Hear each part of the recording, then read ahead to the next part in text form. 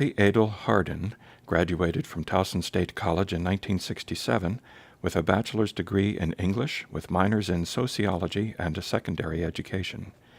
Mrs. Hardin served the Baltimore County School System for almost 40 years as a teacher, department chair, assistant principal, and principal.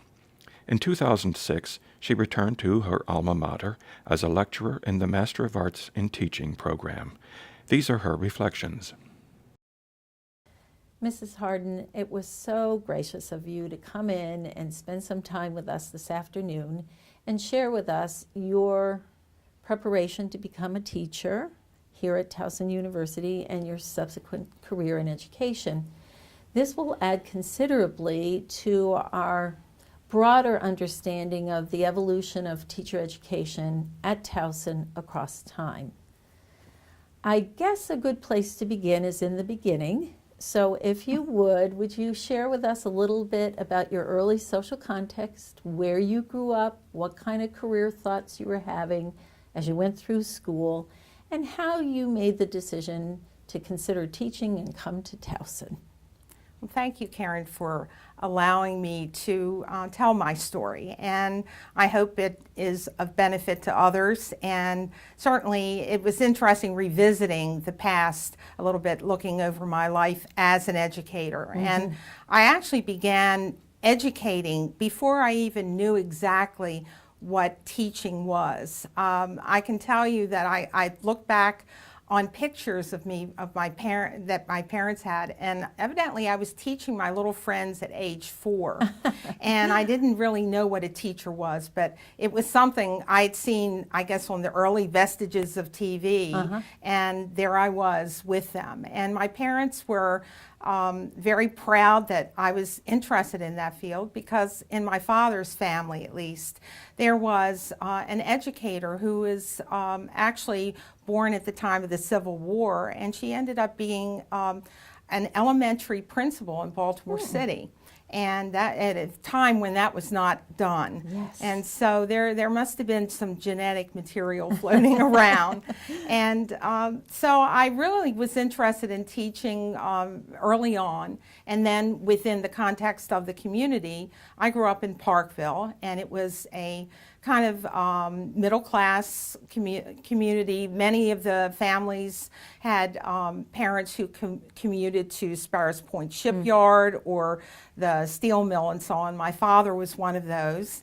And we were all sort of homogenized into a group of young kids who were like post-World War II. Many of us, my graduating class at Parkville was 690, I believe. Oh, my heavens. So we actually had school in shifts, and we did 2 graduations.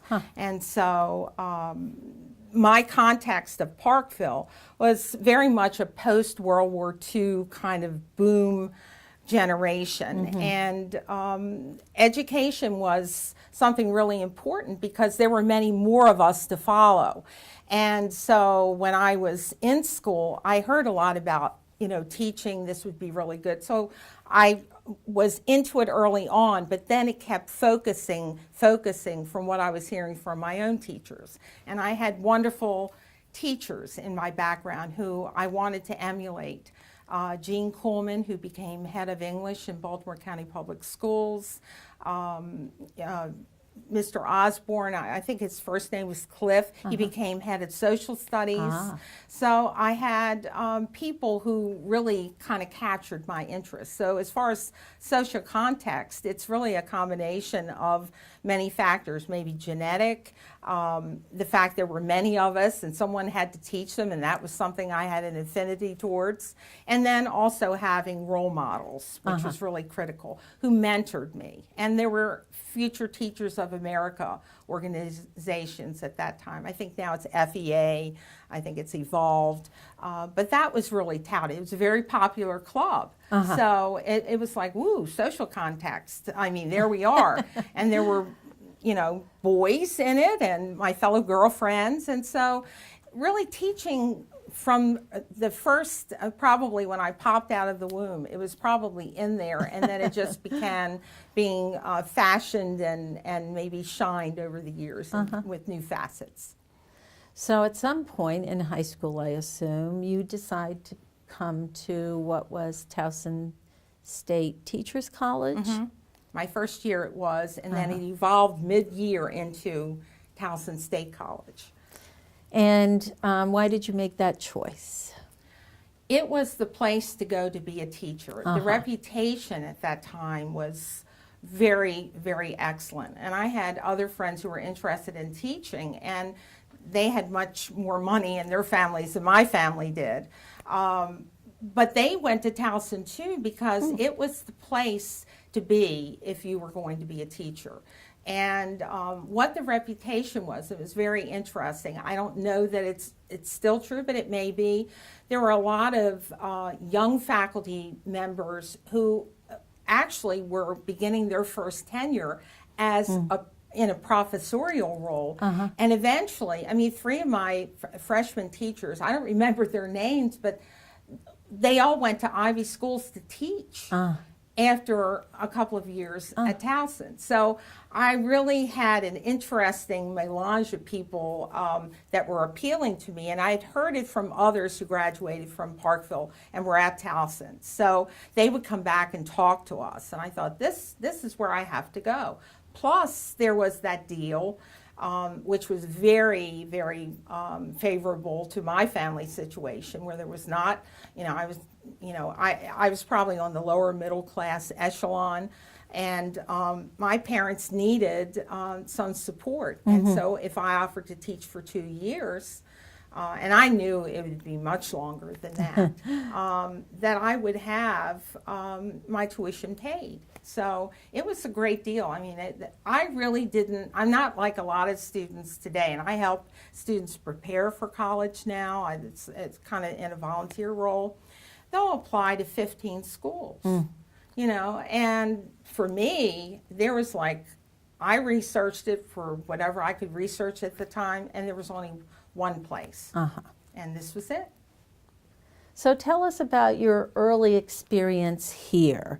Now, you were not a resident student. No, you I was a day hop. And that's an interesting term, day hop. So you just hopped in for your coursework and then you were gone. Exactly. So that's a different perspective than, I'm sure, than those who lived on campus. Very much so. Yeah. And it was good for me. My parents were very liberal as far as me living at home, and they were always into cultural things, and they were both great readers. So I was excited about. I mean, I would go home and talk to them when I finished talking in the student union. It was a very tiny one, not palatial as it is now. But I loved. I had 2 experiences. I had. When they talk about rehearsal, for plays and so on, I was constantly rehearsing information from my experience with students and teachers here and professors, and then at home with my parents, I would talk about it more, and I think it really helped me to internalize my learning. I didn't feel like I was missing very much because I was happy for my mother to still wash my clothes. She was happy to do it. So I really didn't have to deal with certain realities, which was fine for me, and it worked for me. But it was a great experience, to be a day hop. And I hear all the time, well, you must live on the campus to have the experience. Well, I had an experience. And it was an experience where I was able, actually, I felt, to have more freedom. When I wasn't dealing with reality, and my mother was, I was able to go to the BMA and to go to concerts and things, because I didn't have to worry about that. That sounds like I was, a little princess, and I was in my way, I guess you could say. So you're at Towson. You're taking your general education requirements and getting ready to sort of, I guess, go into some education courses. And there's a point in that career at Towson where you're not certain anymore whether this is the thing for you. Could you tell us about that? Yes, I actually had 2 time periods when I wasn't certain. This person who genetically was impelled to maybe be an educator, and one was the year after, or the summer after I graduated from Parkville High School, and I worked at Heck Company in Northwood in women's fashion, and I've always been a fashionista type, and so it was like, well, this is really exciting. And then I realized that it would not include college, and that I knew I had to do that. So that went away, and I go to college, and I finish my first year, and essentially I go to work in the summer at a place called Alexander and Alexander Insurance Brokerage. It was a very exciting environment at that time, because we're talking late, mid 60s into that period. And they are the company, and they are now in Owings Mills. They used to be on North Charles Street. They insured Frank Sinatra's vocal cords. Really? They insured oil fields in Saudi Arabia. They insured Dean Martin's hair. And the legs of Marilyn Monroe. So there were lots of things going on there, and very famous people were coming in, and I was hired as a receptionist because I was a fashionista, I had a nice smile, and I was really interested in all the environment that I was with, and they made me an offer I couldn't refuse. A, they wanted me to continue working there, and B, if I really was interested, and I'm so alien to math, I thought it was just ridiculous, but I thought, they must see something in me. I need to play out this string because it's a very interesting one. But they wanted to pay for my education in accounting. They felt that I really had an affinity for accounting. Well, I'm an English major. This is how I see myself. But that people were seeing me as something else. Yes. And that was different for me. No one had ever seen me in any other context. And I needed to try that on. It was like an outfit. I needed to try it on to see how that felt. And when I did, and I was fully into it, my first lost semester, I guess you could say, and lost semester from Towson, I realized that it was not as interesting as I thought it was. It's like anything, when relationships or marriage, the honeymoon is over sometimes. And when the honeymoon was over, it coincided with another major event. And a lot of people say, what took you back to Towson State? And I've always said the assassination of our President Kennedy. And I was in the city when that happened. I had to ride home on a bus that afternoon. I saw the young kids, the newsies on the sidewalk, hawking the papers, people crying on the bus. And my first thought was, and that's when I knew I would have to go back to Towson, that I needed to be in a classroom to talk about that. That there was something that resonated, that I knew being in a place of business, it was not the same as an academic kind of environment, that's where I really needed to be. And it was a really major moment in my life where several things coincided, the honeymoon being over, realizing I really missed the idea of teaching, and then the death of someone that would change everything. Yes. It's changed forever. Yes. Our whole country. So that was a major thing for me.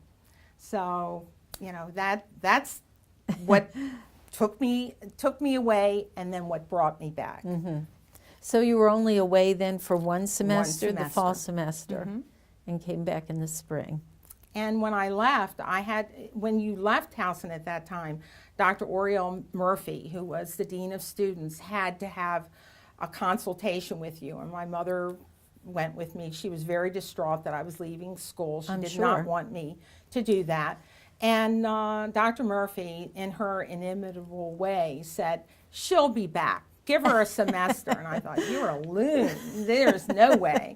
And she was right. And when I came back, I had to have an induction with her. I see. And she remembered me very well. And we talked about just what I shared with you. And she said, no, this is your destiny. I knew it. I knew it. And I'm never proven wrong. And of course she was on multiple things, but for that she was right. And so it was a really special kind of reintroduction. Then I began approaching college with a newfound interest. I think that time away, when parents say, oh, I don't want my child to go to a community college to test the waters or go on the trip to Europe and figure out my destiny, or to work, here or there in the summer. Sometimes it's important to get beyond some things and test out who you really are. Yes.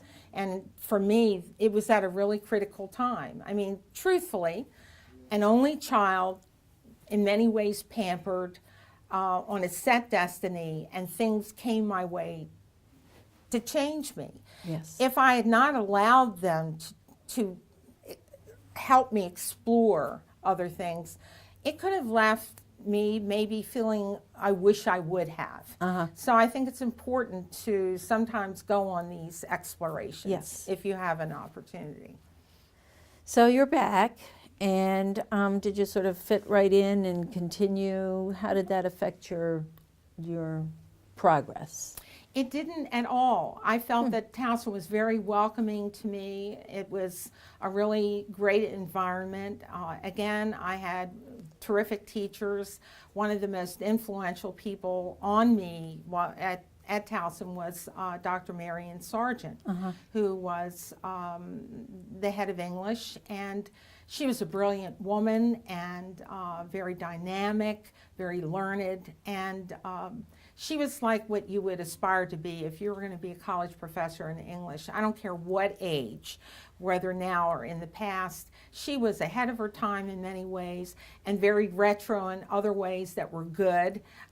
So she was a wonderful person for me to come in contact with when I returned. I got into her class by accident, and I didn't realize what I was getting into. And it was a life changer to realize what you could do with text and analyzing and researching, and the importance of students in the context of research. Teacher researcher, although she never used the term, was what she was at that time. I saw it later when I became a part of the Maryland Writing Project and realized how, ahead of her time she was in what she was studying. Now, had you decided that you were going to be an English major when you came in? Did you pretty much have that in mind? Yes, and that's what I had in the beginning, but I knew it this time. I really knew it, and I knew it was going to be secondary education, because in my freshman year, I was exposed to Lyda Lee Tall School, and I couldn't handle that. I mean, the small children, although I babysitted them, as a kid, I didn't want a whole room of them, and That's fair. And they were cute, but the other thing that really threw me for a loop, and it was very big here at that time, it was calling your teacher by the first name. Oh. And they had glass walls, and the sound was piped to the outside, so you look at them like everyone was in little lab rats with the scientists, and that was the teacher. And the kids would call, the woman Emily, Really? calling me, and I can't deal with that either. So I knew if that was elementary school, I wasn't going there. Interesting. And so it directed me for sure to secondary education. And then after my experience at Alexander, I was really into sociology, because the head they had many vice presidents, but the top of the line vice president really liked talking to me, and he was Mr. Coneline. He was very into sociology. He had graduated from the University of Chicago, the heartland of sociology still today, and I thought, that is just like so fascinating. I mean, so I had a double minor. So I took heavy amounts of sociology courses. I was like one course away from a major, actually. I loved it. What do you remember about your education courses? Were they mostly theoretical or more practical in nature, maybe a combination of both? Both. And I thought that I can remember taking a general education course, and that was the theoretical one, and I can't remember the teacher's name, but this person really hammered into us, you must take reading courses. That is coming. You need to have these reading courses behind you. It's not just about literature, it's about literacy. I mean, we're talking 1963. Yes. So you hear it now because with Common Core, it's not about literature, it's literacy. It's developing literacy. That's at the heart of the matter with Common Core. So it's not a new concept. No. But it was new then, I Sure. can tell you. And if you're going to be an English major, it was all about reading the great, canon and all this. Right. But not at Towson. They were very into, the teachers that I had were very into trends, being ahead of the trend, aiming for things that aren't right now necessarily, but in the future. And one of the other things that Towson was way ahead of the game. My friends were in education and other universities or colleges never really were into team teaching. This was a very, very important concept in the mid-60s as far as Towson was concerned. And I actually took a course in it so I could see the philosophy, learn how to implement it, and it threw me out into little mini student teaching roles without the actual student teaching, which was really excellent. So it helped to weed out people that maybe shouldn't be in education, but it was really enervating for those of us who did want to go into education because we were working with teachers who knew, they bought into it early on in local schools, and this was Baltimore County Public Schools, that they would have a person from Towson working with them and team teaching. And it was like wonderful. So I was very early on interacting with people who were strong mentors. And some of because they were very short bursts. They were like snow bursts, they weren't long-term kinds of things. Right. But boy, oh boy, was that nice to experience. And it paid off over and over again, taking the reading courses, having that experience, and implementing it, when I went out into student teaching. And it's wonderful to have it so early, Yes. as you said. I mean, Yes. this is, before you get to the point where it's almost too late to say, I don't like this. Right. You're given the opportunity to try it on. And I would assume that Towson still does that kind of thing. Oh, yes. But I know in my day, and, right after the Civil War, it was not common. It was not. No, it was not. Absolutely. But we do get to that student teaching experience. And could you tell us a little bit about that? Where you student taught? Did you student teach at different grade levels, different schools? Well, I had a very unusual experience because it just worked out that way. There were some schools that were implementing team teaching. And the only place I could go was Parkville Senior High School, or maybe it was Parkville Junior High School then. I forget when they made the bridge. It was after I left. But nonetheless, I now am going back to a place where the teachers who taught me are there. And I really didn't want to do that. I wanted to go to a different school. But Parkville was the only school doing team teaching on the secondary level. Interesting. So that was a little bit scary to It think that you was. were going home again. Yeah, and even the worst part, the teacher who was very fearsome to me at the time when I was in 7th grade was going to be my cooperating teacher. Her Oh, name was no. Mrs. Payne, and with a Y-N-E, though. And she was a lovely person, but she was teaching something that was kind of interesting, that they were going to phase out the following year, and that's how I avoided Mrs. Payne. They used to teach English and social studies together in Baltimore County. It was called core. Yes. And she was a core teacher, and she wanted the team teaching experience, but I didn't want the core experience. And they had one person at the school who is now just like one in social studies and one in English. They were the transitional teachers that were teaching a subject matter. Right. And I said, that's what I want a team teach in, and I want English. I don't want social studies and English. And so I ended up with Janet Dorsch, and she was phenomenal. She was the most wonderful teacher, and team teaching with her, that was the best thing. That's what we were really implementing in MAT. There is a team teaching component that really has to be in there, I think. And at that time, it was alien. A lot of the teachers felt that it was just going to be a horrible thing to do, and they were very, change. And I've even seen some wet babies that didn't like change, although they're supposed to like it. So in that particular context, she was the experimenter. She was the one that wanted to implement before anyone else did. She was the one that wanted to be the first in line, and if everything fell apart, then she would figure out how to fix it, that nothing could ever be totally broken. She always had a fix. To come in contact with someone like that, it was so positive, so into change, so into welcoming another person on board, much younger than she, to assist her, and then turning me loose when she had to so I could get my credits and regular student teaching. But I had an excessively long student teaching experience. I really did it for a full year. What?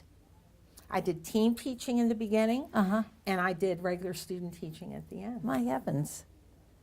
So you got a lot of practice. I did.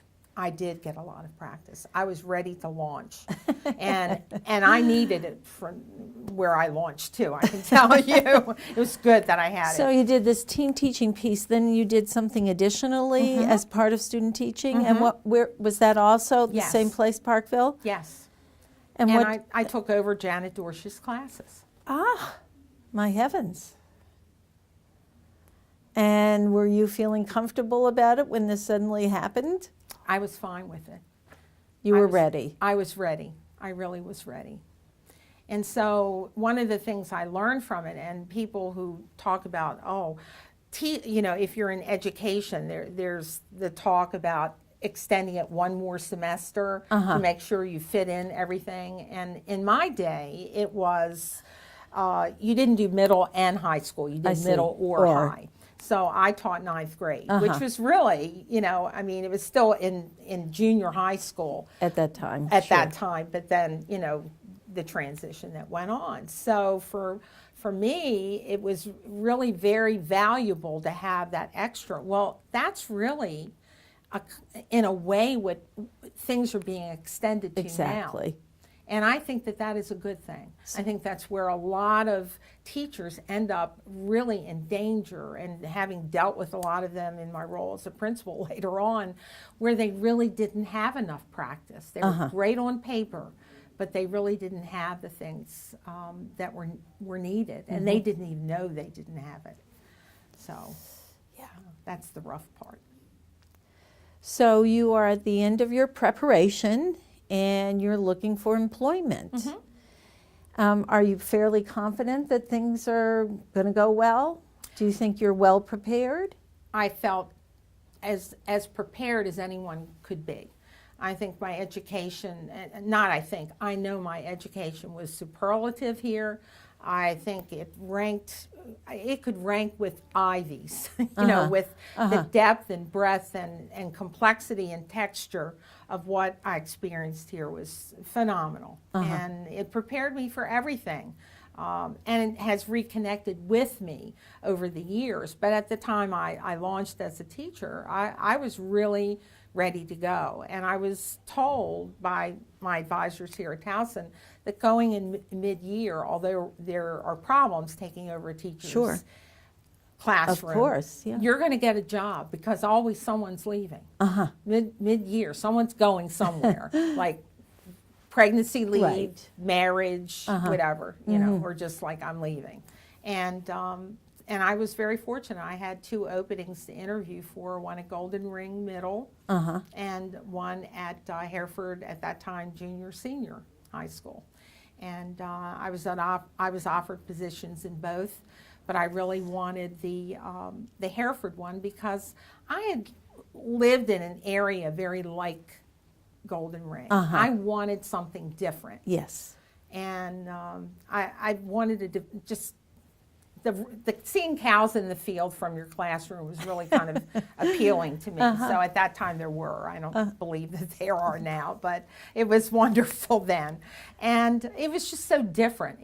I wanted different. Yes. And so I wasn't afraid because I had done things outside my comfort level and experimented and explored, and I thought, Golden Ring would be really comfortable. Hereford, that's different. I don't know rural kids. And then it was very, very rural. Right.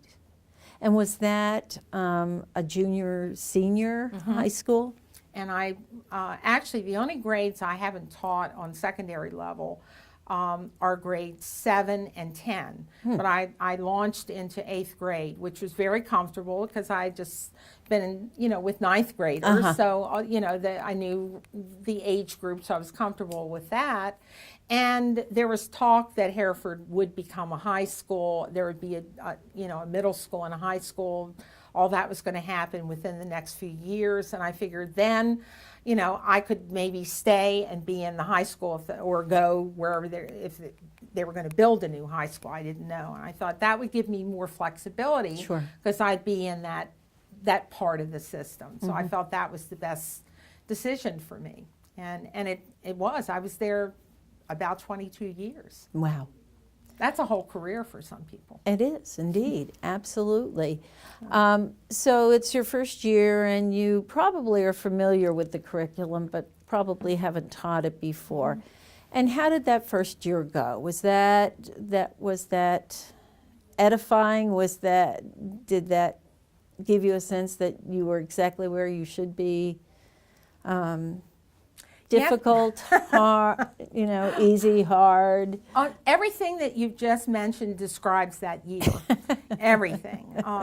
Because content-wise, I was ready. And the things I hadn't read that I had to work with 8th graders, you know, like novels. I remember one called To Beat a Tiger, and it was about a little Chinese girl in a family and Mao's revolution. Well, I really wasn't into, I knew very faint vestiges, and I really wasn't that familiar with China.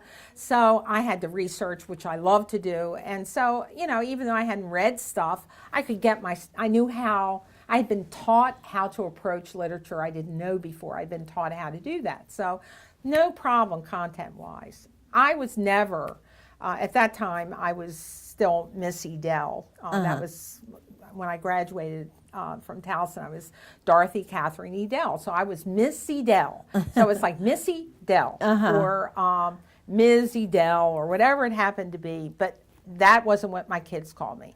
I was always Mr. Burton. Mr. Burton or Miss Burton. His name. The guy who left to pursue another career and hated teaching. Of course, they knew him. They didn't know me. And they hadn't been doing a whole lot of work the first half of the year because he was hating teaching a whole lot. I see. And so I walked into a situation where the kids hadn't behaved very well. They were like the kids from hell, and they hadn't been learning, so they hadn't been programmed in that way, and I had to deal with all that. And it was very, very challenging for me, and I had a wonderful department chair who really helped me limp along, because I was very frustrated and felt defeated on many days. And she said, they will know you at the end of the year. They just aren't going to know you for a long time. And they're going to like you at the end of the year, but not for a long time. And you're going to have to live with that. Wow. You know, you got to be tough. And she taught me how to be tough, how to be resilient. She really was a person who was very influential as far as how to deal with education, because you can have all the education, you can have all the experience, but if you aren't resilient, you're not going to be successful. You've got to be able to bounce back. You've got to be the Energizer Bunny. You've got to be road runner. You know, you've got to be, they plow you over and you pop back up fully formed. That's you. That's the teacher. And I did that. I learned how to do that. Not at first, but through her help. And when I began my next year with 8th graders, it was just wonderful. Because I had the refining fire the year before. Yes. And I was in the crucible before I even taught it. I had lived the crucible. I knew crucible. And so it was a very important experience.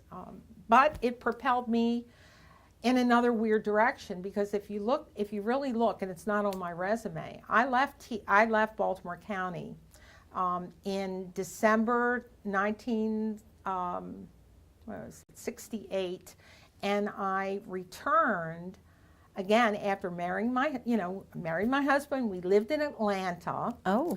And we lived there for about 6 months. And during that time period, and there's a theme in my life, Dr. Martin Luther King Jr. was assassinated. And my husband made his career in journalism by being in a lot of pictures with a lot of African American people, the white reporter taking the notes. He was their reporter, and it was a very difficult time in Atlanta, very difficult. And both of us felt very uncomfortable there. It was very, very bad. And meanwhile, I'm getting pictures of Baltimore burning from my mother. And so it's bad all over, not just Atlanta. Truly. And between the assassination and the Atlanta Journal not following through with some of the promises they made to my husband, he began applying again and ended up at the Baltimore Sun. And I replaced the woman who replaced me at Hereford High School. And she went to Shepherd Pratt, kind of a subsidiary campus, where she was getting mental health assistance. I see. Oh, my heavens. So I'm back in mid-year again. you are. But I knew how to handle it that time. And I was fine. And I knew they wouldn't call me by my right name. And I knew I'd survive And you didn't take offense. I didn't. And I had a marvelous time. I did. And it was like, this is the school where I'm meant to be. I always, I like to be visionary in some ways, but I'm also fatalistic. There are some things where there are signs. Yes. Yes. Obey the signs, turn left. Okay, I will do it. And Now, did you have the same department chair? no, actually. Oh, that's interesting, too. After my first half year, that lady retired, Mrs. Jacobson, and then a new person came in, and she was department chairman for a while, and then another person came in who was Hank McGraw. So within these bits of teaching and then one full year, I had 3 different department chairs. Wow. So there's a lot of things going on there. Yes, absolutely. So at some point in your career, you yourself decide to venture into administration. How did that come to be? Administration caught up with me really. I never, I had many leadership roles. I ran graduation, I was a teacher leader, I did all kinds of different things, that had leadership potential. Very stable department. If I wanted to stay in the school, I would never be department chair because the only way you left was like death or mayhem. And, so there was none of that. And so when you put all that together, then you look at the role of administrator, and at that time it was managerial more. I see. At that part of the trajectory of school leadership, it was counting, managing, distributing, no envisioning. That was done by your superintendent, who was Dr. Dubell, and he envisioned everything and you just managed it. And so there was really none of the kind of leadership role thing going on that it is now, where it's very different. Although you do have a superintendent, and you certainly have guidelines, you really are expected to be a leader in a very different format. And I didn't want to be a principal of the managerial role, and I saw the evolution of it, and I thought, I have taught every Shakespearean play just about. I've taught all the American novels that I want to teach. I teach writing. I'm now using the computer. This is an end game now. What can I do? And could it be a principal? Well, I couldn't just leap to a principal. I had to be a department chairman. And the only way I could do that was to leave the school. And so being the soul that I am, and a very different, my way of dealing with things, I went through the training and I was offered 2 schools. One was Parkville. I did not want to go back. Right. I went to Milford Mill, which at that point was going to be Milford Mill at Sudbrook. I was going to unpack Milford Mill High School before it became an academy, be 3 years at Sudbrook Middle, which had been closed, and then repack to go back to Milford Mill Academy. So that was going to be interesting, because I would jump into a department that didn't know me, unpack it, didn't know what I would be dealing with, and essentially be going from, I would say at that point, it used to be 60% white, 40% African American when I first went to Hereford. People don't know that unless they've been there. It's because a lot of the property on My Lady's Manor was deeded to African Americans. And so many of the children who I taught were black, and their parents had acres of land and families that lived on acres of land. So now, however, Hereford is, when I leave it, it's 90% white, 10% African American. I go to 90% African American and 10% white. Whereupon one of my friends, who was going to a mental health professional, offered me that person's name because she thought I had really gone off the deep end. How could I be 22 years in one school and then go to this other place and be a slave to the system, unpacking, and then deal with all these black kids who were reputed to be horrendous, behavioral problems. Milford has always had a tricky reputation. It's a very challenging school. I was made for Milford Mill. I was. Well, I was going to say that direct path is sort of not the road you've chosen. So this was sort of, it was, had your name all over it. It did. And I loved those 3 years so passionately. And it was like an amazing time for me. It changed everything. A lot of people would say to me, well, of course you have no problems. Blah, blah, blah, you're at Hereford High School. Well, now I have a school with problems. Could I deal with that? And of course, kids are kids. They really are. And working with them, it doesn't matter what their backgrounds are.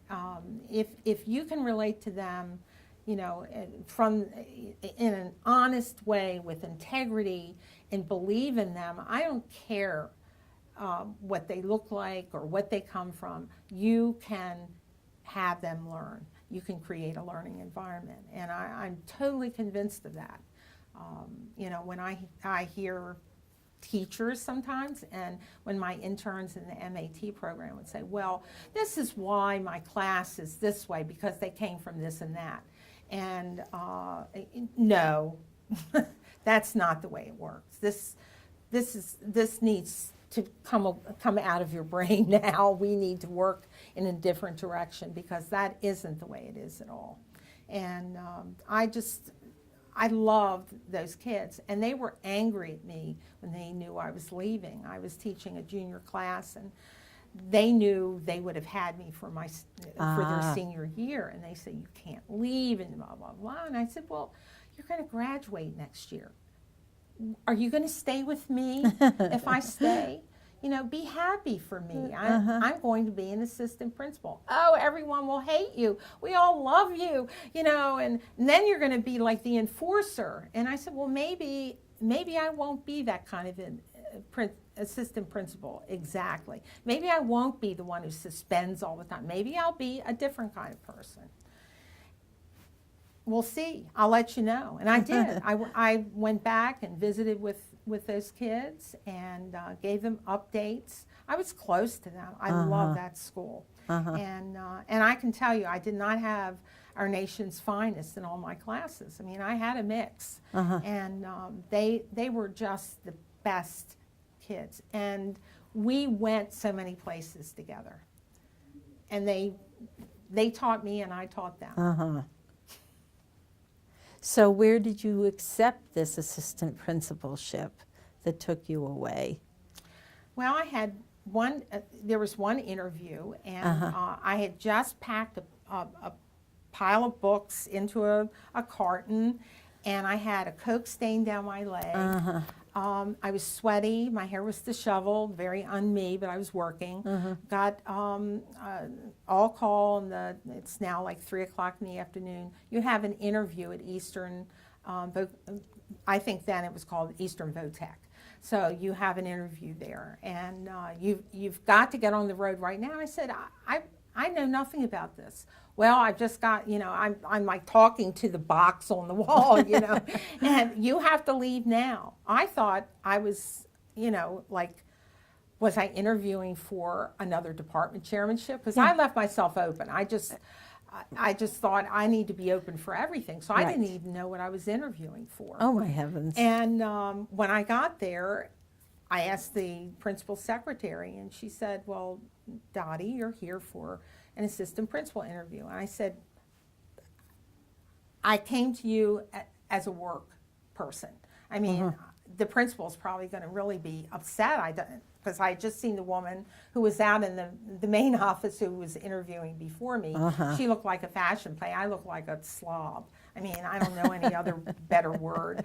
And she said, no, this is a school that's a career school. You look like you could be in any career. I thought, well, that's new. And luckily I had materials with me. I had the resume. I didn't know what I would need. But I did. I always carried my full contingent. You were prepared. I was prepared.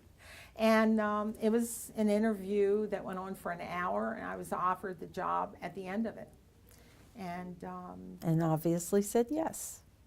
I did, because you know what was in the wings? Professional development schools. The first high school professional development school that Towson had was at Eastern Votech. And when the principal talked about Towson, I was all over Towson. And the other person had graduated from Hood, so she wasn't all over Towson. But I was. And I really believe that, you know, there may have been other things, but I think that Towson component helped me get a job when I was totally bedraggled in opinions. So, but that's how I think Towson was instrumental. And actually I worked with Dr. Gloria Newbert and Dr. James Binko and others, and that was one of my first projects at the school. It was. Yeah. So it was really exciting. That is exciting, and that was a long-standing relationship. Absolutely. So what were your responsibilities? Were you in charge of discipline, as your students suggested might be the case? Yes, I was in charge of P through Z. And at Eastern Votech, P through Z means you get the kids who typically sit in back of the room and are evil. So I had a lot of evil. And I also was, and I think this was part of the reason, maybe I was hired, another piece of it, but I was going to be in charge of English, special ed, and the entire career program. And it was because I have blue collar in my background, although my father graduated in the, top 2%. He was a brilliant man at Baltimore City College. He graduated in 1929 with one of his best friends, Myron Pressman, who used to be the comptroller of Baltimore. And they were all going to college, and then the crash came. My father's family lost everything, and that was that. So he ended up working in a shipyard. So with that, he brought his stories home. And so I was very comfortable with that. Right. And my father repaired some things at home. I held the flashlight. And my father had friends who came and told their stories. I listened to them too. Yes. Very comfortable with that. So I wasn't afraid of the plumbers or the electricians. They were not happy with me because I had on the smart suit, and what would I know? But they learned soon enough. That you did know stuff. Yes, I did. So how long were you there? I was assistant principal for 5 years. And then I know how school systems work. It's sort of like being the provost at a higher ed institution. One never stays, or I shouldn't say never, rarely stays in a position at that level. Somebody is going to say, Dottie, we want you to consider. When did that happen? Well, actually, 2 years after I was assistant principal, I decided I really liked the job. I really loved the discipline. I did not discipline in the normal way.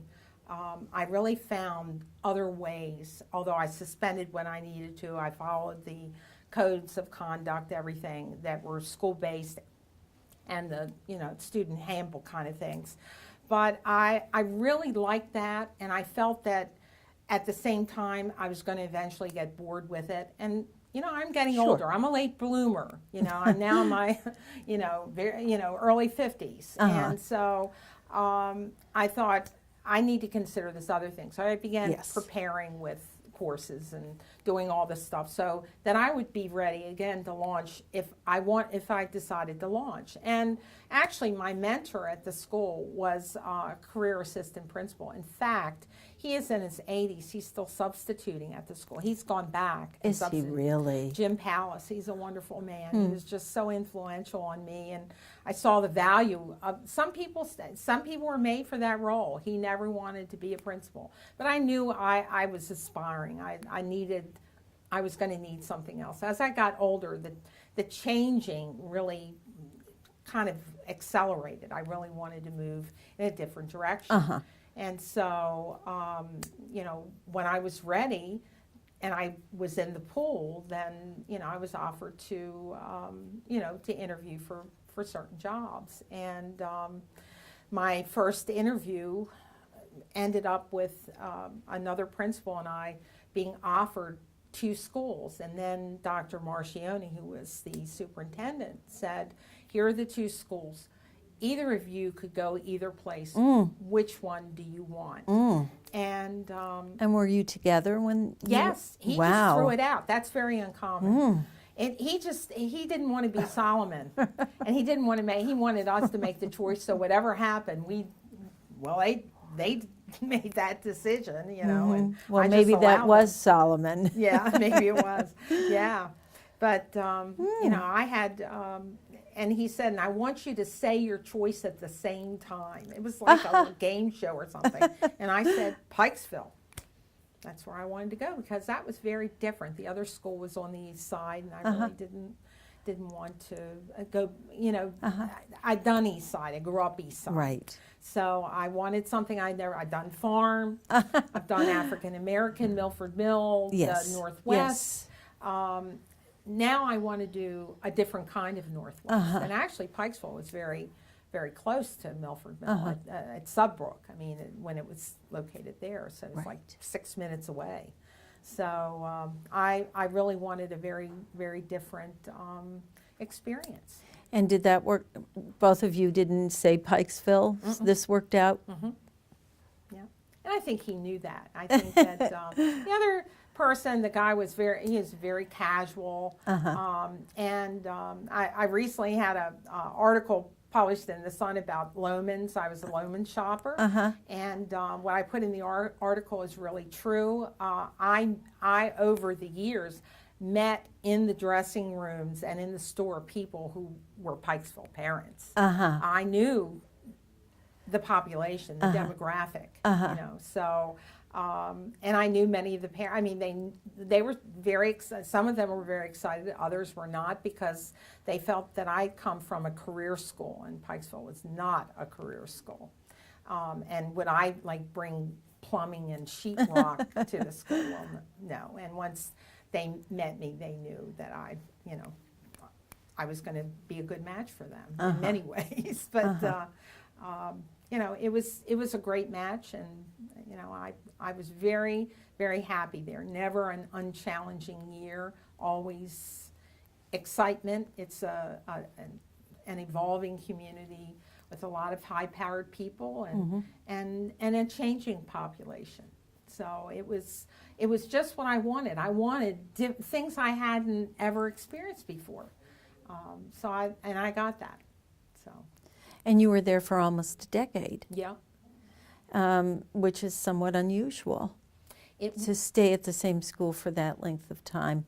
One of the things that I didn't mention to you when I was sort of chatting on email, but I would love for you to share with us, is while you were principal, you and your school and what you were doing there was very well received. I know that you won a number of awards related to your career, and I would love for you to share some of that acclamation, the things that were especially special to you in terms of developing and helping that school evolve. Well, you know, the standard answer is really the true answer, and is when you go into a place, you'll do nothing, and the school will do nothing unless everyone is working together. And so rather than awards, the things that I felt so good about was taking a fragmented school and making it like a together school, like giving a school an idea that they weren't so splitting apart, that in fact there were many things that that united them. And what I saw when I first walked into the building was there was spirit there was pride there was excellence, but it was all working against each other. And I needed to find a way to get that united somehow. And I've always been very interested. It goes back to Alexander and Alexander. It's branding. And Alexander's logo is a double A, you know, and it's like A is excellence, and you know, A has a connection to the psyche. And I thought, what can I do that will you know, resonate? What can I unite? And I actually had one of the art teachers, and together we came up with a new logo for the school. They had about 82 logos. There were these panthers, like 52 different, I don't know. They were like panthers. None of them were the same. There was no sameness. So the teacher and I said, this is what I'm thinking of. I said, could you come up with a design? And she did. And it was like, I don't know how you could say a design, something artistic, but it was really true. It had nothing to do with me. It had to do with an art teacher coming up with my ideas, putting it in a concept. And it was a panther with a triangle, spirit, pride, excellence. And then like almost like a shaft of light or a lightning bolt through it. So it was purple and white and a little shade of black and yellow. And all those colors were in their various things around the school, like their banners and so on. But no one had united it into a symbol. Huh. And when she did that, it was like it coincided with we had to have the gym floor refinished. And so that was put in the center of the gym. And then I've always liked pins and jewelry and stuff. So I had, you know, like you're wearing your Towson pin. I had went to a company and very cheaply, because I had a million of them made. I had Spirit, Pride, Excellence and all that, Pikesville High School. And gave them out to kids who were doing nice things, or, you know, like had, you know, been good neighbors or had achieved something in sports. Some kids who never wear pins, now they're all wearing pins. Then the parents want to know, well, can I have a pin, the PTA? And they wanted to redesign their PTA emblem. Everybody had emblems. Now they're incorporating this design in. It really, so when people say, well, you know, how did you get things to come together? I said, an art teacher and essentially a new superintendent. And when Dr. Hairston came in, for a year, I walked into a building where I'd left 200 and some computers to a building with 26 Macs that were old in the library on a big set of tables. That was it for the school. Teachers didn't even have computers in every classroom. Many teachers did not want computers and would not touch them. And when I entered Pikesville High School, I had 5 faculty members that were between the age of 70 and 75. Good grief. So I had, and then I had some that were 23. You know, it's like, woo, there's some generations. Yeah. So the symbol is there. Right. The technology was the next piece, I and see. that really started in my second year with the technology, and that garnered a great deal of respect in the parent community because they were already very into computers. But then it brought the children who didn't have computers in their homes and their lives with computers. So the new superintendent, instead of looking at Pikesville as other superintendents did, well, they have plenty of money. Well, yeah, they do, but they pay a lot of taxes also. Why don't they have what other schools have? This superintendent was really, Dr. Hairston may be, you know, seen by many different people in many different ways. I saw him as the man who really set Pikesville on the track that it really needed to have to move forward through the changes that were to come, and they're still existing. But he made the school technology like equitable with everything else in technology in the county, and that began to change the instruction. It moved out the people who really needed to retire, quite frankly, who were resistant. It helped, I think, the school come together through almost like electricity. And so they were electrified. They were like that symbol. You know, they had a little, little lightning bolt in it. And then I think the third thing, and again, these aren't me. These are other things that are coming into the school that I'm helping to support, but other people are bringing it. Well, you're recognizing the need. I mean, you went in and the first thing you did was sort of a needs assessment, and you said, these are the needs, and you had some idea of where you thought, what direction you thought you should take to deal with those. And so I think that's what a good principal does. Well, and the old principals didn't. You see what I'm saying? Yes. Also, because I've always, everyone's teaching Shakespeare this way. I want to try it this way. Everyone's doing something here. I'm going to stay within the guidelines, but you're right. I think that's exactly the term, needs assessment. Even before I knew I was doing it, I was doing it. And it was really important. The other thing is that Pikesville at that time was never known for anything but tennis. They always because they had kids who Sure. had professionals teaching them to play tennis. And one of the things, and I'm an English major, and I like sports, but I'm so totally devoid of any athletic talent. But I am a great fan, and I'm your best fan. If you need a fan, I'm the one. But you know, I attended everything. It wasn't just the plays. I mean, I was at events where I really wasn't there, but I was at so many things they thought I was there. It was like my clone. I don't know, but. We not only got tennis championships, we went to the States in football. We went to the States with lacrosse. We won a number of things, countywide and statewide. And it was because if I'm there, and I encourage my assistant principals, as many teachers, if we were all if we unite on everything, we are really stronger. When we're fragmented, we're less strong. And the kids really feel that. They feel that interest. And I just felt that it was an important part of supporting students. It wasn't just the learning aspect. That was always endemic in this school. It's very, very important to the school. But I did, you know, look at the whole school. And one thing that, it's not there now, but when I walked into Pikesville, there was a behavioral program. Now at that time, there were like 900 students. It's a behavioral program of students that was 10% of my population. And they all had papers. And some were dangerous, some were not. Some were just like, you know, I'm Napoleon.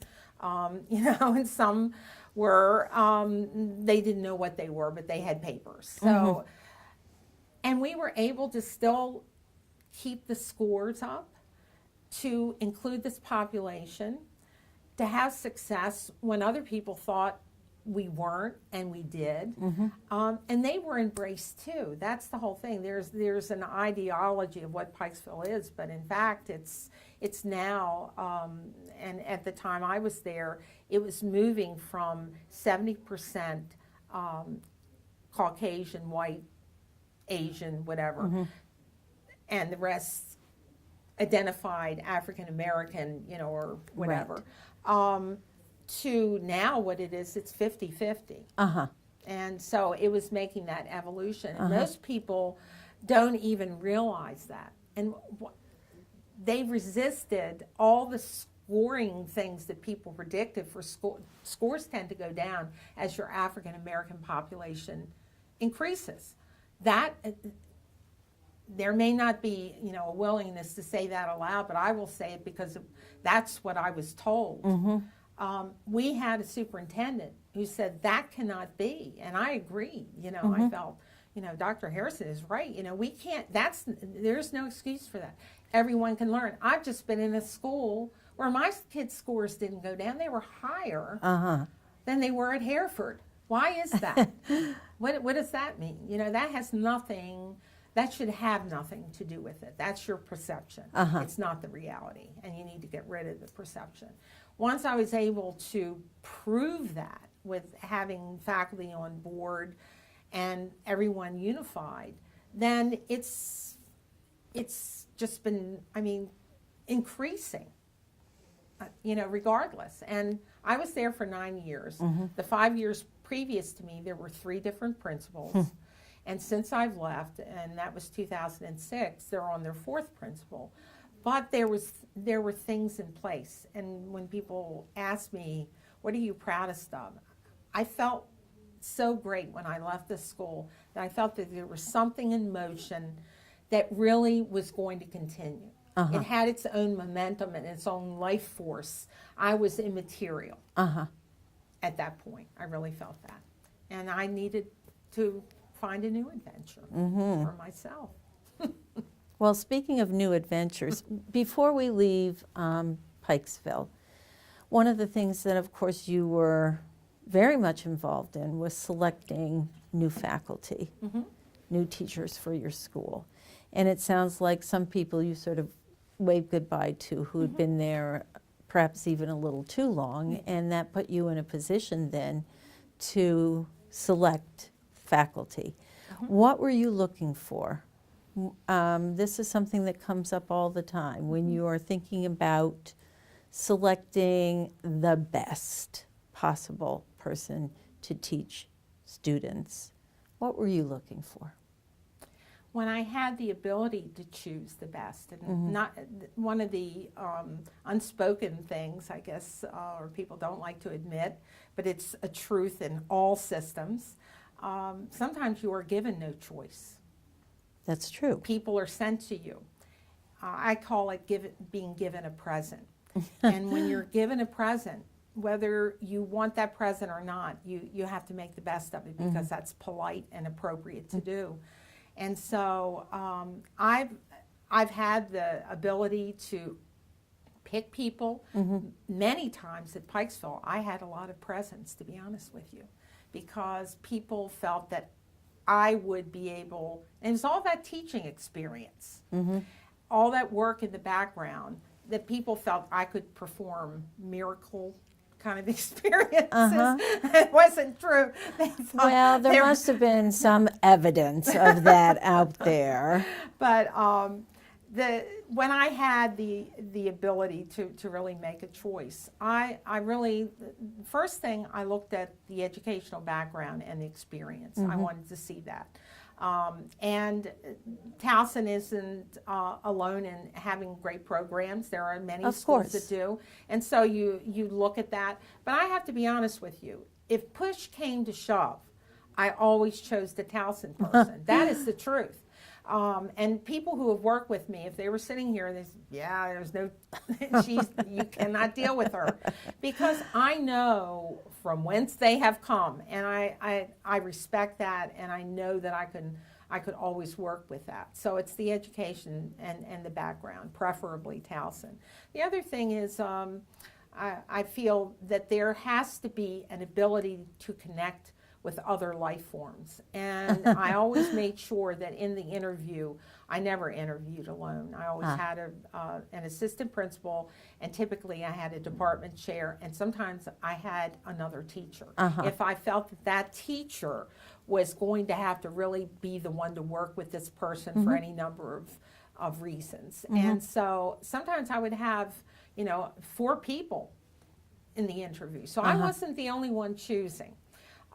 And the thing that always emerged, other than the background, they knew my Towson proclivity, was how they felt that person connected in the interview, and the ability to see that person in a classroom through what they were presenting to us. Another really important thing, and I think the first principal that really demanded it, I always demanded, if they possibly could either make one up, I wanted a portfolio. And I always reviewed the portfolio, not during the interview. If I were really interested in the person, then or persons, and the other people were too, they left the portfolio with us. And someone took them on a tour of the building, and then we took an hour with the portfolio. That was part of our practice.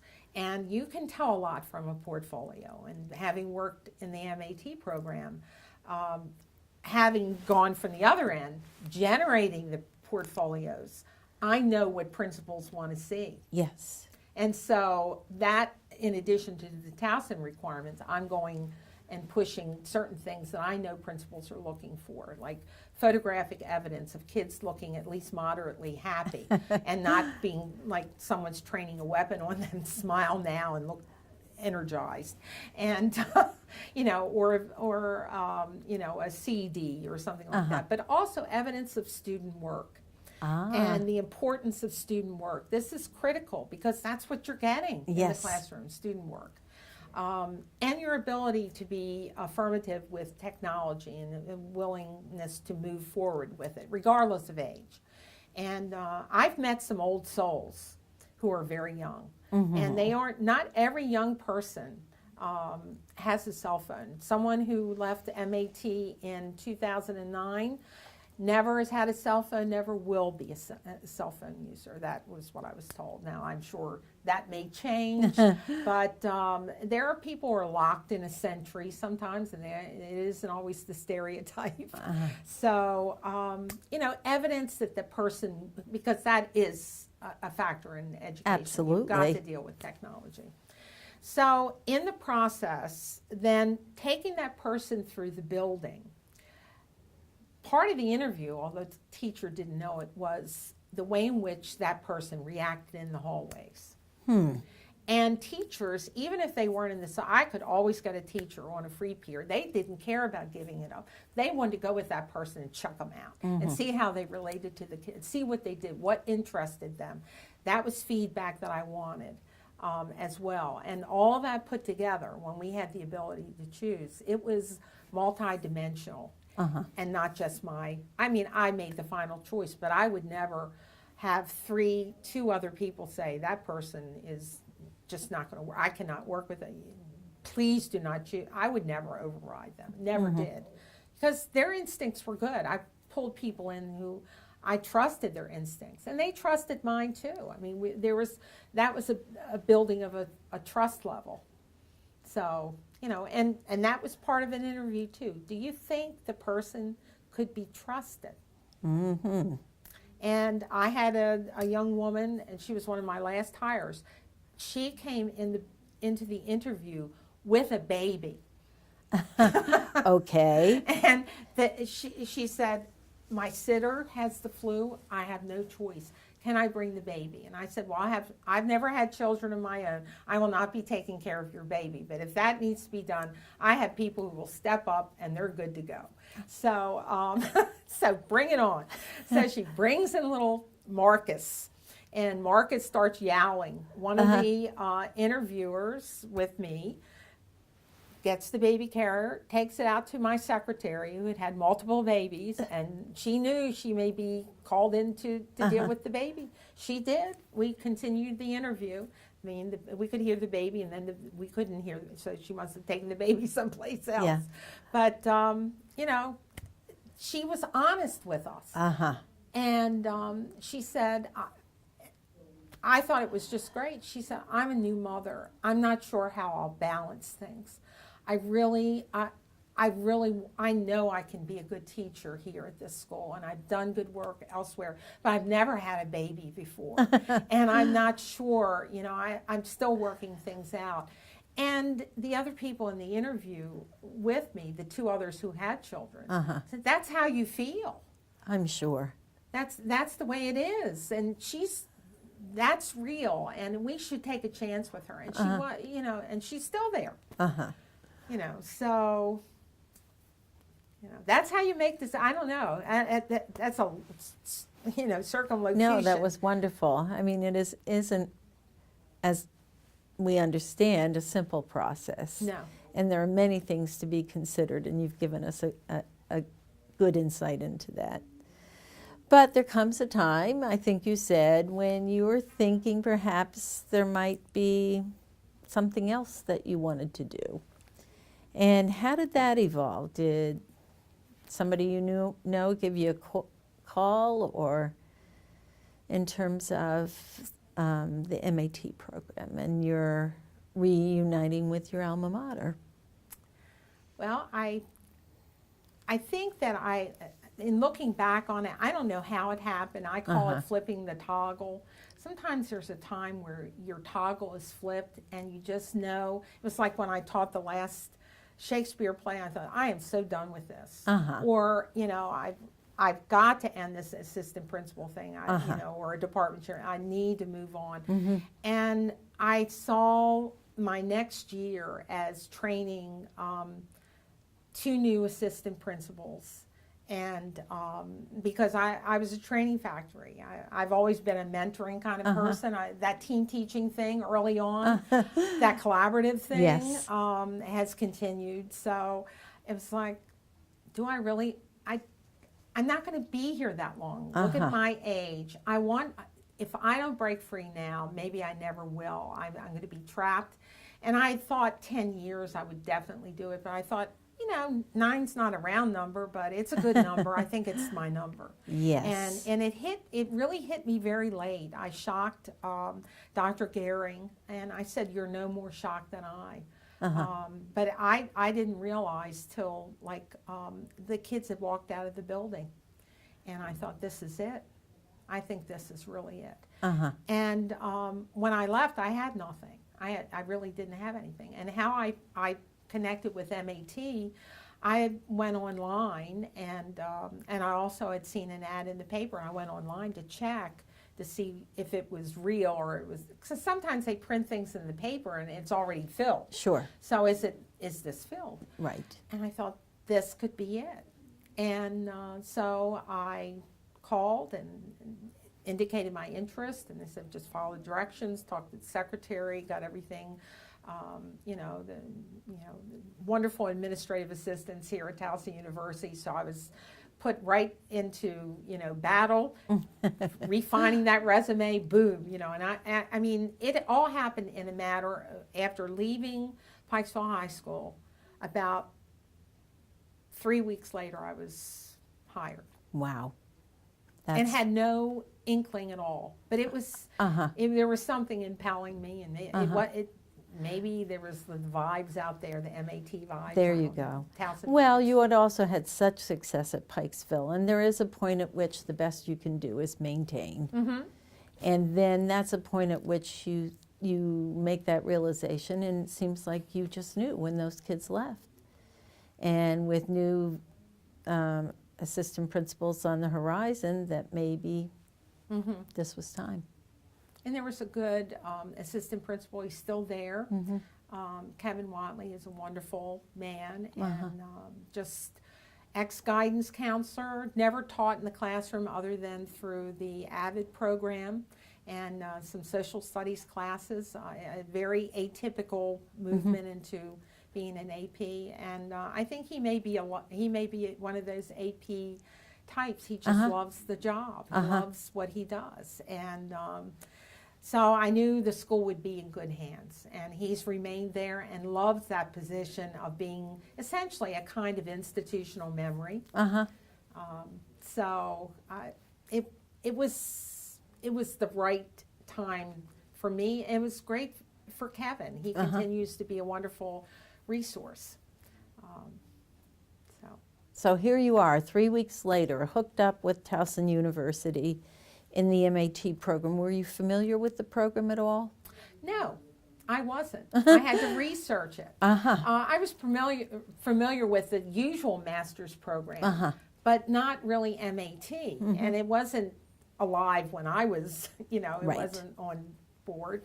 So I really had to research it. But I knew, some of the people within the College of Education, and I felt that if they were behind it, and this was really good, and I wanted a master's program, and I wanted to teach people I'd never taught before. I mean, keep in mind, I've done all these different demographics all around. I haven't taught people like who are older students now. I haven't done that. So I want to do that. And then I want a program that isn't like a regular master's right out of college. They could be different kinds of people. And I thought that would be really good because I've had a lot of experiences. I felt that I would have something to contribute. So really what appealed to me most about MAT, once I got a sense it was a kind of immersion program, and that you had a set very quick time to get people ready. And I felt I knew how to do those things. And I'd had the affiliation, with Towson people in the past, so they knew that even though, I've never taught on the college level before, that I have enough varied experience that it would be a matter of learning the culture, but I would be able to do the job. So I felt that I could contribute a lot because of my background with professional development schools, being there at the beginning. Yes. And there was one other aspect that I figured out, that I would be in Howard County.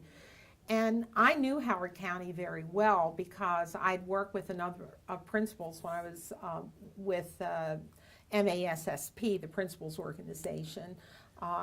Majority of the people who were active were Howard Countyans, so I knew them well, and I knew I would really have an into that system because I knew people. Of course. And so that would be a good transition from Terry Sullivan, who I replaced. He had been a teacher in Howard County. Of course, when I did get the job and I went on a ride around with Terry, he said, you know, teachers are going to not be comfortable with you because you're from the other side. And I said, well, maybe at first they'll get to know me. I said, but what you need to understand is at one point in my life, I almost was president of TABCO. Ever heard of TABCO? I went up in the ranks. I've been on the dark side. I've been all kinds of dark sides, you know. So, you know, that helped me at Pikesville. When there were people who had issues, I knew everyone coming into the building from TABCO, and they knew if I said this is the way it was, that more than likely I could be trusted for sure. Yes. So I've always built that trust level, and I thought, you know, if you build trust level with people, it doesn't matter. And I told Terry that. I said, they may not trust me at first, but they will learn that they can trust me, and that I keep confidences, and that I will support them, and I will be on their side. And I may know the principals, but that doesn't mean I'm going to be on the principal side. Most of all, I'm on my student's side, and they will rule. And he said, well, they can't rule everything. And I said, they will. And that's just how I'm keyed. My students have always been most important. And, you know, it was a great deal. And I fumbled around in the beginning. I didn't know the culture here, and I didn't know how to, you know, where I fit in. I had to figure that out. But Debbie Piper, who was then head, she was wonderful. I had great support from my MAT colleagues. I'm still I'm on Facebook with Dave Watts. I correspond still with Bruce DiMaggio on email, and Carol Powell, and of course I knew Judy. And so these people have remained friends. You know, we transitioned out of it, but the whole idea, they were teaching me, no, Dottie, don't raise your hand at the meetings. You don't have a doctorate. Be quiet. It doesn't. That's what I was. No. Yes, I was told that once. Oh, Lord. And but there's. I bet you that hand went up. It did. It did. I'd listen. I'm a good listener, but I don't always. And it got me in trouble too. But that's all right. But there is a culture here. I mean, Of course there is. You know, and you have a doctorate, I do.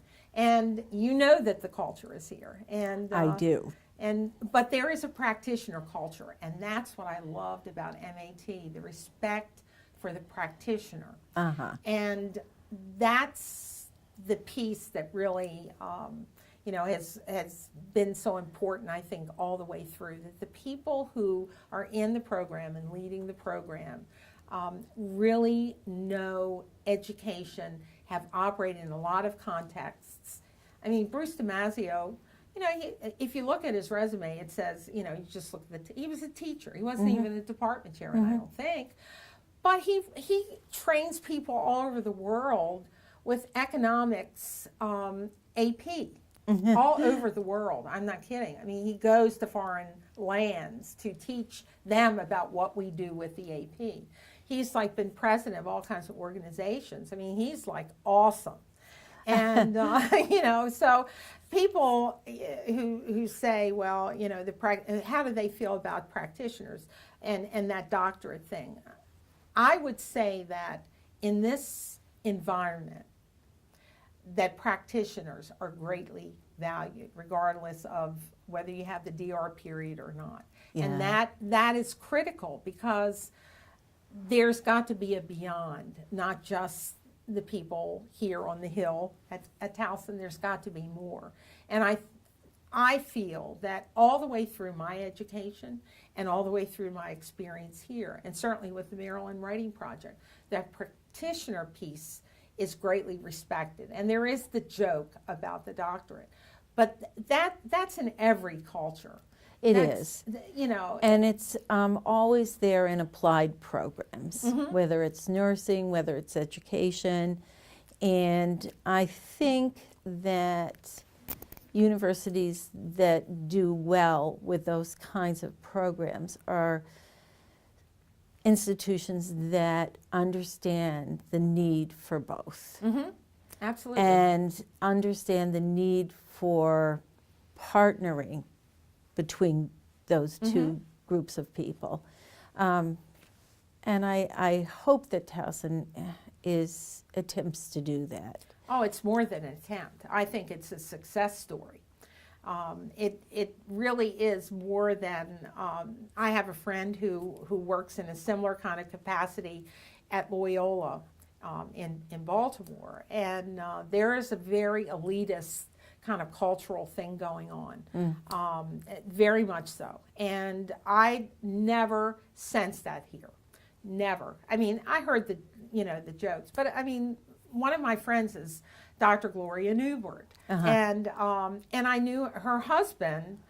Before he became her husband, was my technology teacher. I knew him. And, I know people on campus, and they are genuine, wonderful people, wonderful in their fields, but they are not snobs. And there's a sense here throughout the campus, and that's what I've always loved about it. And I have a degree from Hopkins. It's a very elitist place. I know the difference, about atmosphere and camaraderie and all that sort of thing. And there is an openness on this campus that is very unlike other places. And I felt it when I was very young, that I felt that I was valued, that my teachers wanted to hear my opinion. Even if they didn't, they really were great actors.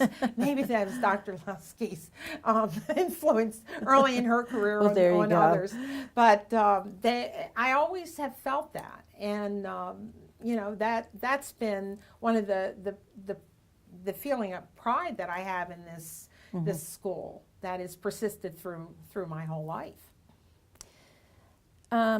Talking a little bit more about the MAT program, what kinds of things are you doing in that program? Are you supervising student interns? Are you doing curriculum courses? And what about it do you enjoy the most? MAT involves supervision of your interns and also teaching essentially courses that will acquaint them with school culture and operations and education trends and essentially how to handle yourself in the classroom. And sometimes I call it extreme mentoring, because they're getting mentored on two ends. They're getting a mentor in their schools, but they're also getting me. And it's really a kind of, another kind of collaboration where your supervision is not just of your intern. Sometimes when you're in that classroom, you realize that what is instructing your intern is not what you would really find appealing in your own past experience on any level. And so finding a way through that.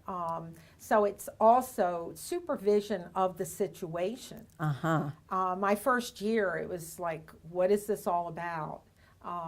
And I knew how to deal with the interns and how to work with them and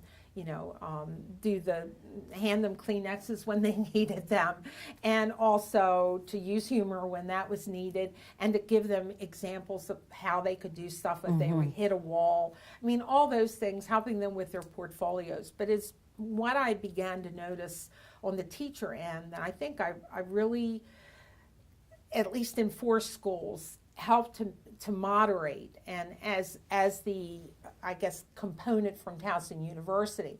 One of the things in Howard County that is part of their school culture is that you cannot become an administrator unless you have led something, and also unless you have had a student teacher. And the student teacher or intern must be later in the game, not like, oh, I had one 15 years ago and now I want to be this or that. It's got to be more recent. And so with that in mind, there are a lot of people who want to go into administration who are very eager to have interns. But I saw my first year that I was not eager to have them as mentors.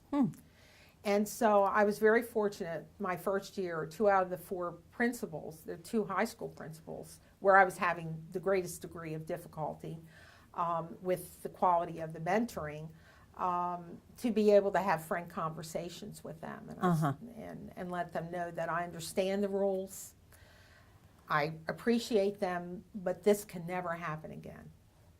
I see. These people who are sage on the stage, who are looking to administration as an escape, not a continuance of a career, are not what I need for these interns. They're paying too much money. They have too much of their lives invested. Some have put everything on hold to do this.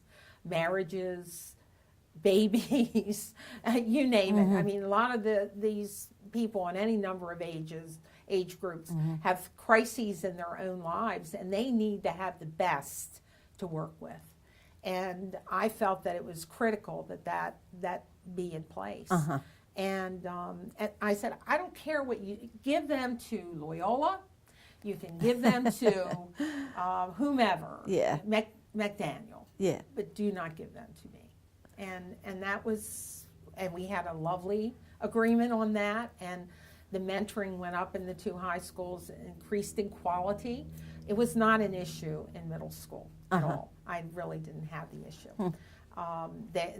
They were people who just wanted to work with somebody. Whoa, wow, I want to work with a person. Yes. And a lot of them were, teachers who were in like late 40s, early 50s. They wanted something like exciting in their life, I guess you could almost say. And I could give that to them. Boy, I had some excitement. and it was wonderful. I had no issues in middle school. But high school, it was a certain kind of individual. And I'd seen, of course, I mean, once you're out of a classroom and you're doing whether you're a department chairman or whatever, you think everyone's like you till you get out there. I mean, because all you know is what they tell you in the faculty room. You've never been in their rooms, really.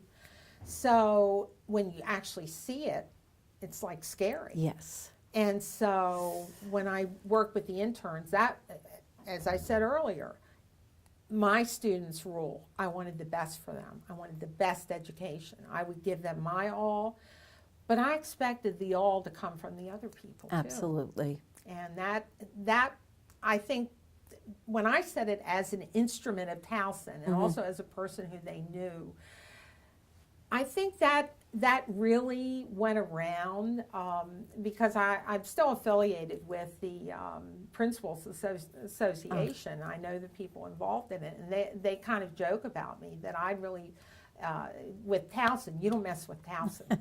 And that was good. I thought we appreciate that. I was really happy about that, But and Fred Cogswell, who replaced me in Howard County, and unlike me, I had to drive for miles. He lives in Howard County. It's wonderful, and he's having a great experience. Good. And I'm sure you left it in a good state. I gave him I gave him a thumb drive with everything on it. I said, "Here is your thumb drive. Merry Christmas." So. One of the things that I understand is happening now, you're not one to sit home,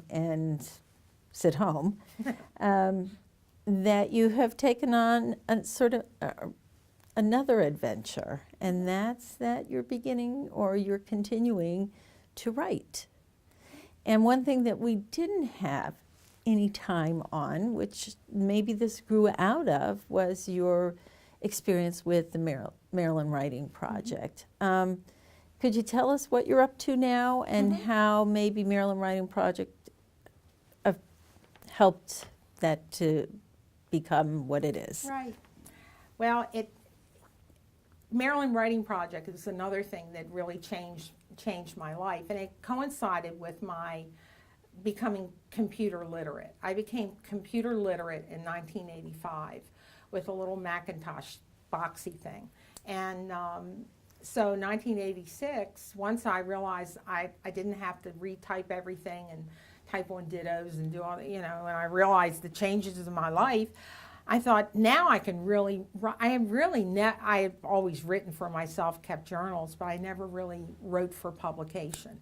And I had, of course I get all the alumni stuff, I get the stuff about my Maryland Writing Project. And I had gotten it before, but until I was computer literate, it wasn't, I wasn't ready for it. And so once I was ready, then in '86, I was involved in it. And Libby Bratton really changed my life as far as looking at teacher research and writing for publication as a part of their collaborative process. And that began my writing career.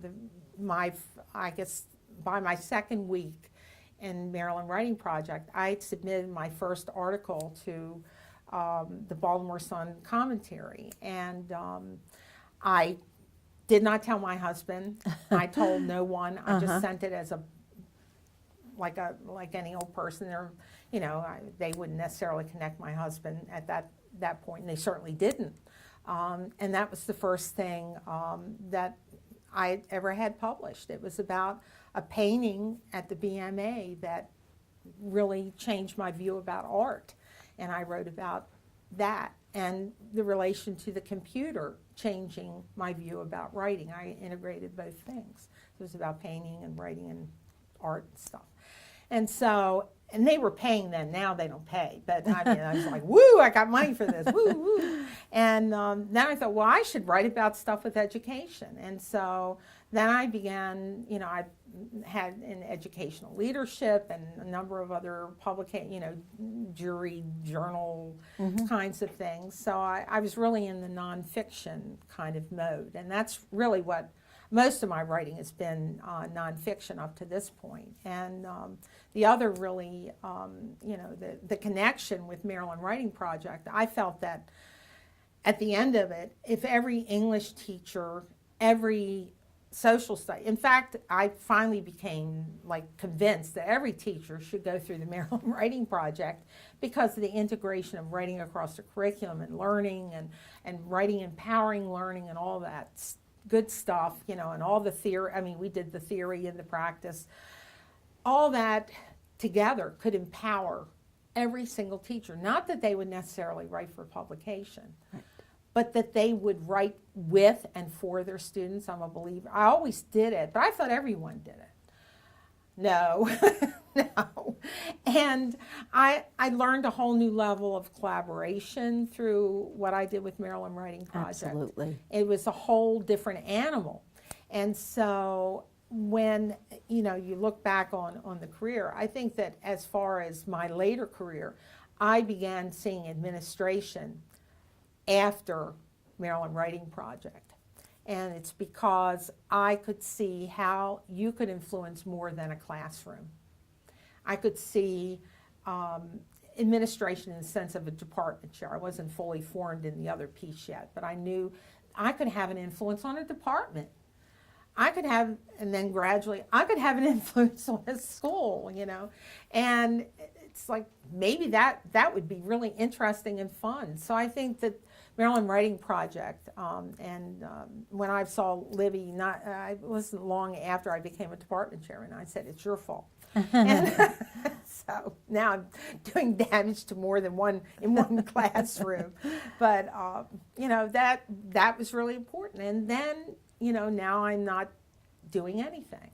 But actually, I am doing some things even before I retired from Towson. And it was the birth of a grandchild of friends of ours, and a grandmother who said she was going to take charge, and he was a difficult baby, and she needed respite. None of her friends could do it because they were all still working, and I had some days where I could rearrange my time.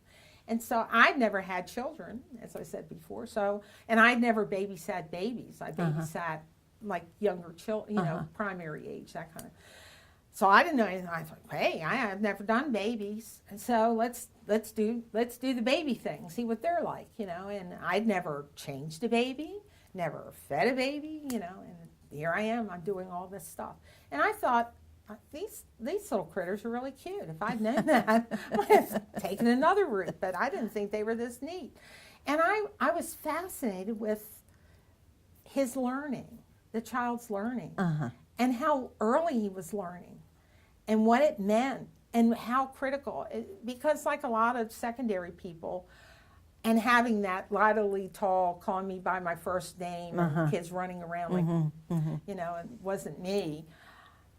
I thought, you know, I'm missing a whole piece. I don't know anything about that. I've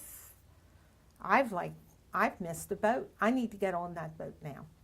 I need to figure out that boat. And so the grandmother was she was a retired elementary teacher. And I said, you have to teach me some things. I want to learn. And I became very close to this child. And when she and her husband and then the child's parents decided they were going to move to Pennsylvania, my whole family's gone. I'm the last one standing. My husband's family's in Arkansas. I said, there is nothing keeping us here. If we move away, it won't be that far away. Let's go for it. I think I get the piece about grandparents not wanting to see I'm not a grandparent, but I have an affinity to this child. And I think he would really miss me. I think Miss Dottie is in his life, you know, now he gets me, you know, and he thinks I'm funny. I'm Dottie the clown. I'm like this whole new person I never knew was in there. And that's when my poor husband, and I drag him on from pillar to post, and we go to Pennsylvania, and I move in a neighborhood. I don't like retirement villages. I'm into like all ages. And there are all these little kids. I am the hit of the preschool generation. That's wonderful. You know, and so I began writing stories, and these stories evolved, and the child was having some social anxiety issues, and I was asked by his mommy to, at the behest of their pediatrician, to write some social stories. I didn't know what social stories were. I had to research that, and then I personalized them, and I wrote him a series of social stories. What these have become, I've now widened the territory so that they really could be for any child. I changed names and done a lot of adjustment work with editors and so on, but my first children's book will be published no later than in April 2014. So I'm learning a whole new thing, you know. That was the missing piece.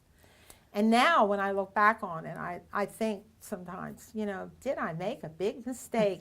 You know, but at least I got it at some point, that age. So it's exciting. You know, my life has been very, you know, it's not wild, and I don't do world tours. People say, well, you know, are you traveling here? No, I'm not.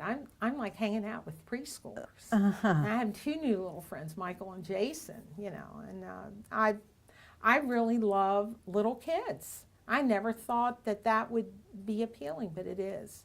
And they get me. I didn't think they would get me. Or maybe they bring something out of me I didn't know was there. Indeed. Maybe they do.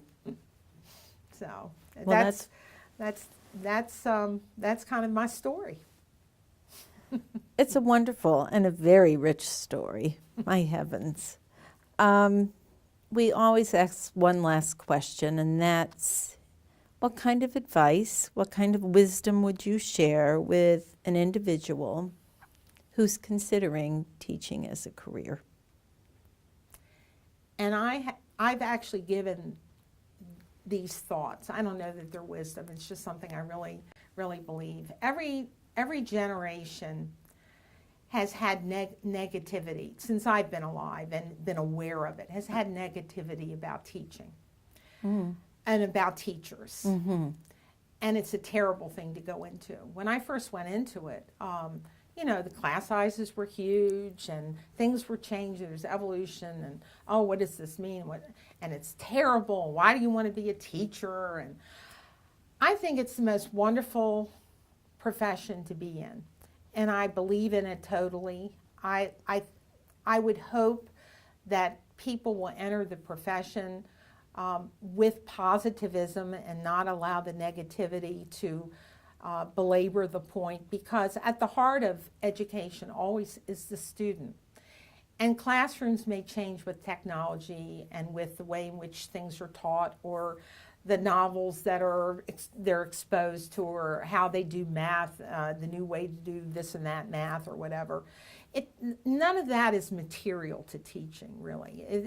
That's all the exterior. The heart of the teacher has to be a person who loves people and wants to share knowledge and help other people learn. I mean, that's been the best thing, to know that now that they are my Facebook friends, that I hear my students or read that my students feel that I made them think writing was fun, and that they were, after having me as a teacher, they never feared writing again because I decoded it for them.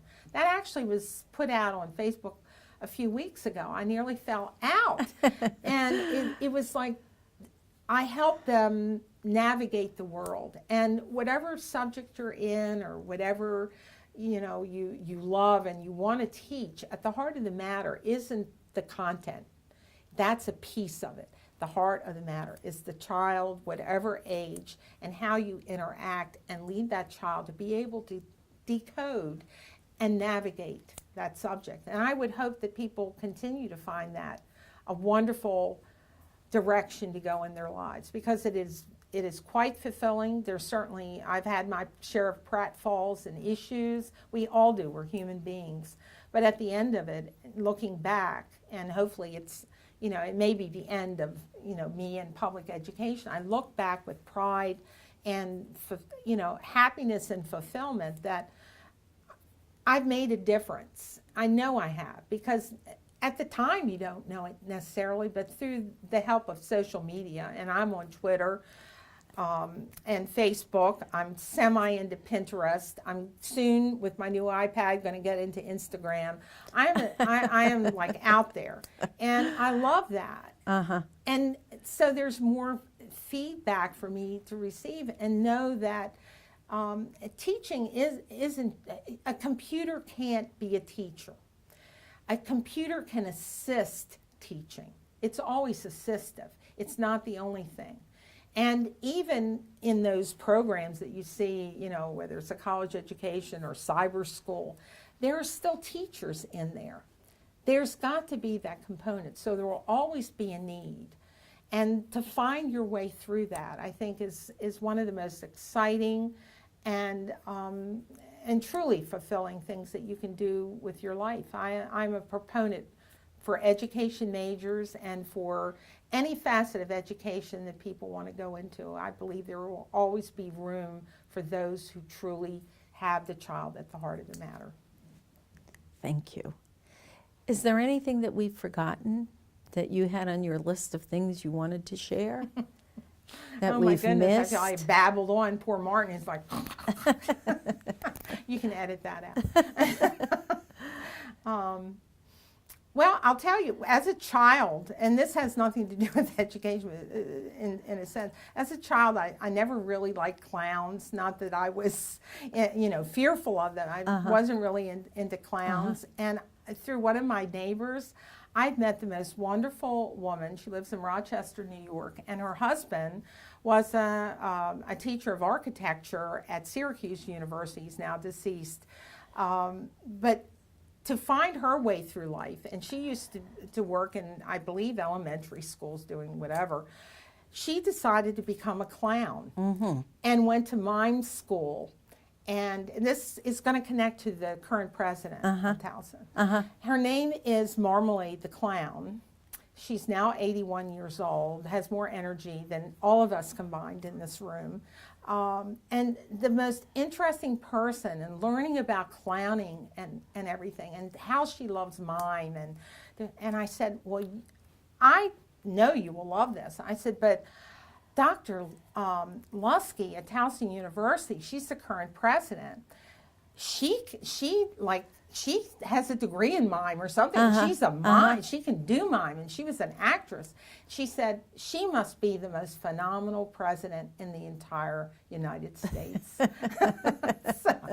that's the only thing I would add, is just I always, and I just saw her last week, Uh-huh. and I told her I was going for it, and she said, "Oh, will that president be there?" I said, "Oh no, my gosh, she has many important things to do." And she said, "Well, I would love to meet her one day." She said, "That is just exciting."